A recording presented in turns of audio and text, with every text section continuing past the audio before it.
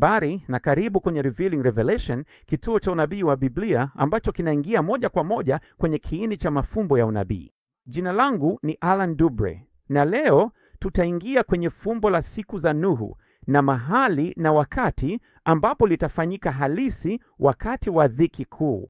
Katika mafundisho yaliyopita, tulipokuwa tukizungumza kuhusu muda wa miaka ya dhiki kuu, tuliligusia kidogo tu. Sasa leo tutavunja na kuchambua kwa undani ili kukuonyesha hasa ni lini uelewa wa hili upo. Watu wengi sana wamechanganyikiwa na haya yote, wakifikiri kwamba itatokea mwanzoni mwa dhiki kuu, kwamba tuko kwenye siku za Nuhu sasa hivi.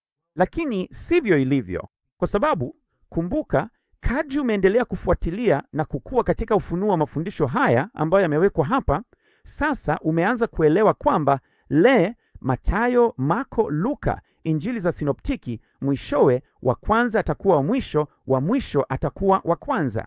Mathayo, Marko, Luka mwishowe inachezwa kama Luka, Marko, Mathayo, kwamba kuna unyakuo kabla ya dhiki unaohusishwa na Luka, unyakuo katikati ya dhiki unaohusishwa na Marko, na kurudi kwa Bwana baada ya dhiki kunahusishwa na Mathayo. Na haya yanafunuliwa katika mafundisho yao, yamefunuliwa katika maandiko kote katika Biblia. Basi utakumbuka katika mafundisho yaliyopita, na hasa lile la mwisho, nilianza kukuonyesha ufahamu wa mwisho wa nyakati, kwamba kile ambacho 2 wa Korintho sura ya 12 inatuambia ni kwamba Paulo ndani ya maneno yake anafunua kwetu fumbo kuhusu mwisho wa nyakati. Tukianza na mstari wa 2, nakumbuka, kama hujui kama sitaji ni sura gani nipo ninapotumia programu hii, angalia tu upande wa kulia.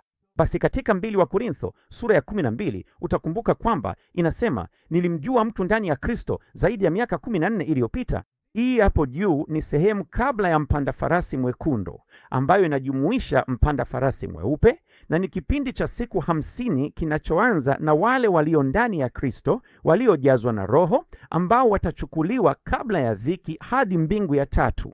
Kisha unakuwa na miaka 14.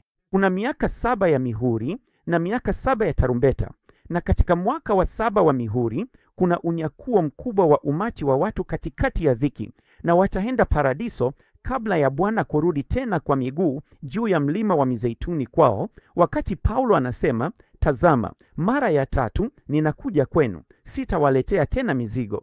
Tunaona kuchukuliwa na kurudi. Hiyo ni kabla ya dhiki, katikati ya dhiki, na kurudi kwa Bwana baada ya dhiki. Tulipoenda kwenye mafundisho, tunaona hizi kuja 3 za Bwana. Kwa hiyo sio tu kwamba kabla ya dhiki, katikati ya dhiki na baada ya dhiki zote ni kweli. Maana yake ni kuchukuliwa kwa watu, halafu kurudi kwa Bwana. Tuliiona katika mafundisho ya Luka sura 21, wakati wa kuja kwa mwana wa Adamu katika wingu. Sawa? Hii iko ndani, neno halisi ni ndani, yaani wingu moja pekee. Katika mafundisho ya Marko tunaona kuja kwa mwana wa Adamu, lakini ni kuja kwa mwana wa Adamu ndani, maana yake ni ndani kabisa, lakini ni mawingu kwa wingi, kwa sababu hii ni kuja nyingine ya Bwana, na hii ni yeye akija kuelekea mwisho wa miaka 6 ya mihuri hadi ile mwaka wa 7 wa mihuri. Kisha katika Mathayo sura ya 24 sasa tunaona kurudi kwake kwa mwisho, miguu yake ikishuka juu ya mlima wa Mizeituni katika Mathayo 24 kuanzia mstari wa 27, anapokuja kama umeme kutoka upande mmoja hadi mwingine. Na tunaposoma kuhusu hili, tunaona katika mstari wa 30 kwamba mwana wa Adamu anakuja katika mawingu. Sasa inaonekana kama ni sawa na kile tunachosoma katika mazungumzo ya Marko, isipokuwa neno lililotumika katika Mathayo 24 mstari wa 30 sio lile kutoka Luka na Marko. Ni neno la Kigiriki namba 1909 ambalo linamaanisha juu, kwa sababu hapa ni Bwana anakuja juu ya mawingu, miguu chini, juu ya mlima wa Mizeituni. Na tumeambiwa kwamba hili litatokea wakati wa kuja kwake, kwamba litakuwa kama ilivyokuwa katika siku za Nuhu, ndivyo kuja kwa mwana wa Adamu kutakavyokuwa. Sasa kama ulivyoona katika mazungumzo haya, tukienda kwenye mazungumzo ya Luka, hakuna mahali imetajwa kwamba itakuwa kama ilivyokuwa katika siku za Nuhu. Ukienda kwenye mazungumzo ya Marko, hakuna mahali imetajwa kuhusu kuja kwake na kwamba itakuwa kama ilivyokuwa katika siku za Nuhu. Tunapata hili tu katika mazungumzo ya Mathayo. Jambo lingine tunalopata ni kwamba huu ujio wa Bwana, neno hili ujio ni neno maalum sana. Ni neno la Kigiriki namba 3 1952. Na angalia hili, Katika injili zote, neno hili la ujio linapatikana mara 4 tu katika injili, na zote 4 zinahusu ujio halisi wa Bwana, miguu yake ikishuka juu ya mlima wa Mizeituni anapokuja kama umeme kutoka upande mmoja hadi mwingine. Huku si kuja kwake karibu na mwanzo, huku si kuja kwake kuelekea mwisho wa mihuri.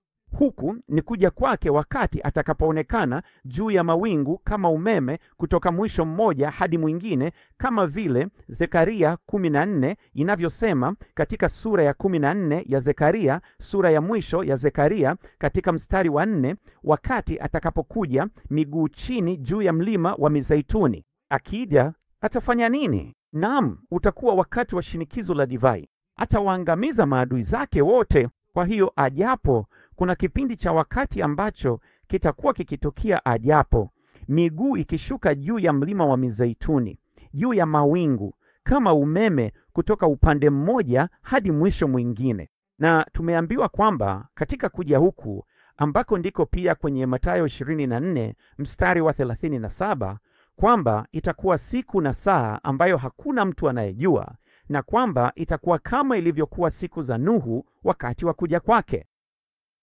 Sasa, huu ni wakati gani wa Bwana kuja akiwa na vazi lake limelowekwa damu, ni kukanyaga shinikizo la divai? Hii ndio inayopatikana katika Ufunuo 19, wakati Bwana anakuja katika wakati huo uliotajwa kwenye Mathayo 24, ambapo inasema katika Ufunuo 19 mstari wa 11, nikaona mbingu zimefunguka, na tazama farasi mweupe, na yeye aliyeketi juu yake aliitwa Mwaminifu na wa Kweli, kwa haki anahukumu na kufanya vita, na macho yake yalikuwa kama mwali wa moto, na juu ya kichwa chake alikuwa na taji nyingi, na halikuwa na jina lililoandikwa ambalo hakuna mtu aliyelijua ila yeye mwenyewe na yake na pole, naye alikuwa amevikwa vazi lililochoviwa katika damu, na jina lake aitwa Neno la Mungu.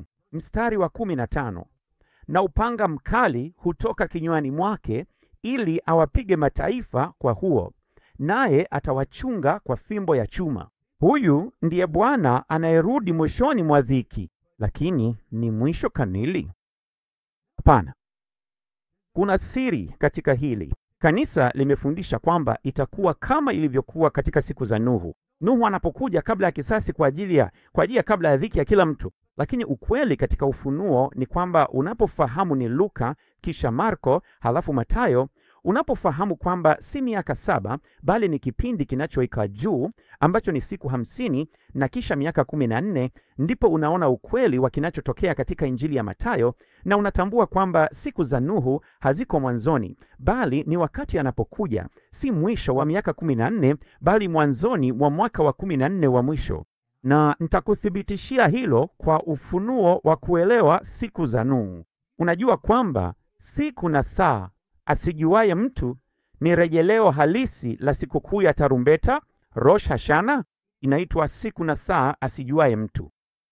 Na kama mfano hapa na kuonyesha mwaka 2026, si kwa sababu itakuwa mwaka huo, bali na kuonyesha kwamba sikukuu ya tarumbeta ni tukio la siku 2, kwa sababu hawajui lini wataona mwandamo wa mwezi mpya. Hawajui lini shofari itapigwa kwa ajili ya tarumbeta ya mwisho, na hiyo ndiyo sababu inaitwa siku na saa asijuaye mtu. Hivyo itatokea katika mwaka ambapo Bwana atarudi na kuweka miguu yake juu ya mlima wa Mizeituni, kwamba itakuwa kwenye sikukuu ya kweli ya tarumbeta, siku na saa asijuaye mtu, kwa sababu inaweza kuwa siku ya kwanza au ya pili, na hawajui saa gani mwandamo utaonekana. Wakati huo itaanza siku za Nuhu kwa mwaka huo wa mwisho. Wacha nikuthibitishie kwamba huo ndio mwaka wa mwisho. Tayari umeona kwamba kuna kabla, katikati na chapisho ambalo ni sawa na kipindi cha zaidi ya siku 50, ikifuatiwa na miaka 14. Miaka 14 ni nini? Lakini seti 2 za 7? Seti 2 za 7. Kweli, wacha nikuonyeshe jinsi ya kuelewa hii. Katika Mambo ya Walawi sura ya 25 anatuambia kuanzia mstari wa 3 kwamba itakuwa miaka 6 ya kupanda na kuvuna, na mwaka wa 7 utakuwa Sabato. Kwa hiyo kila mwaka unaenda 6, alafu wa 7 6, alafu wa 7 ni mapumziko 6. Kwa hiyo ni miaka 7 kila wakati. Na katika mstari wa 8 tunasoma, na utahesabu sabato 7 za miaka kwako, mara 7 za miaka, na muda wa sabato 7 za miaka utakuwa kwako miaka 49. Mara 7 za miaka 6 ya kupanda, mwaka mmoja wa sabato. Miaka 6 ya kupanda, mwaka mmoja wa sabato, ni jumla ya miaka 49. Na kisha nini kinatokea? Basi hapo ndipo wakati wa yubilei unapofika. Lakini uko tayari kwa hili? Unajua kwamba ni mwaka wa 49 tu kati ya hiyo mizunguko yote ya 7 mara 7 ni mwaka wa mwisho tu wa 7. Ule mwaka wa 14 wa mwisho, sio wa 15. Ule mwaka wa 14 wa mwisho ni mwaka huo tu unaoongezewa siku 10 za ziada. Je, ulijua hiyo? Inatuambia hapa. Inasema katika mstari wa 9, ndipo utakapoipeleka baragumu ya yubile siku ya 10 ya mwezi wa 7. Hiyo ina maana gani? Hiyo ina maana kwamba Bwana anakuja siku na saa hakuna ajuaye, na katika siku ya 10 ya mwezi wa 7, hivyo siku 10 baadaye, tarumbeta inapigwa siku ya upatanisho iitwayo Yom Kippur. Hiyo ina maana kwamba Bwana atakapokuja katika Mathayo sura ya 24, miguu yake ikishuka juu ya mlima wa Mizeituni, haji mwishoni mwa mwaka wa 14. Anakuja mwaka mmoja kabla, mwanzoni mwa mwaka wa 14, na mwaka huo utakuwa na mwaka mmoja na siku 10.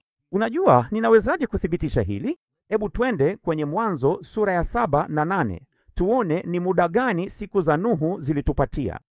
Katika Mwanzo 7 mstari wa 11 inasema, katika maisha ya Nuhu, katika 7 mwezi wa pili, siku ya 17 ya mwezi. Sasa tunaenda kwenye Mwanzo 8 ili kuona ilipokwisha, na katika mstari wa 14 inasema mwezi wa pili, siku ya 27 ya mwezi, yote yalikuwa yamekwisha. Muda gani huu? Mwaka mmoja na siku 10. Ndugu na dada, ulikisia? Bwana anarudisha miguu chini kwenye mlima wa Mizeituni mwishoni mwa mwaka wa 13 ili kuanza mwaka wa 14. Siku na saa hakuna ajuaye, kama ilivyokuwa katika siku za Nuhu, na atakuwa hapa akiwaangamiza maadui na kupigana nao, na itakuwa mwaka mmoja na siku 10. Ndio maana tuipate katika Mathayo 24 wakati wa kuja kwake mwana wa Adamu. Mungu akubariki. Mungu abariki familia zenu. Tutazungumza nawe hivi karibuni. Kwa heri kwa sasa.